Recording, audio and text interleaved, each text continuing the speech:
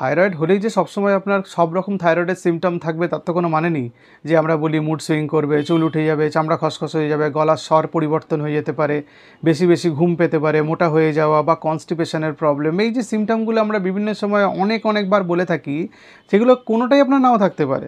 কিন্তু থাইরয়েডের সিমটম নেই বলে আপনার থাইরয়েড আনকন্ট্রোল আছে কিন্তু আপনি তার চিকিৎসা করাবেন, ব্যাপারটা অতটা সরলীকরণ করা ঠিক হবে না। কারণ থাইরয়েডের সিমটমগুলো পরে আরও বেশি আকারে আসতে পারে এবং থাইরয়েড থেকে অন্যান্য প্রবলেম তৈরি হতে পারে, যেমন ডায়াবেটিস, যেমন উচ্চ রক্তচাপ, যেমন কোলেস্টেরলের সমস্যা। সুতরাং ডায়াবেটিস না থাকলেও বা আপনার কোলেস্টেরল না থাকলেও বা উচ্চ রক্তচাপের প্রবলেম না থাকলেও আপনার শুধু থাইরয়েড প্রবলেম থাকলে সেখান থেকে এই প্রবলেমগুলো তৈরি হতে পারে। সেই জন্য থাইরয়েডের সমস্যার ঠিকঠাক চিকিৎসা করা দরকার এবং সেটাকে অবহেলা না করাটাই ভালো। থাইরয়েড একটা স্পেসিফিক রোগ, একটা হরমোনের রোগ। এর চিকিৎসায় পেশেন্টরা ভালো থাকে এবং এর চিকিৎসা করলে অনেক জটিলতা এড়িয়ে যাওয়া সম্ভব।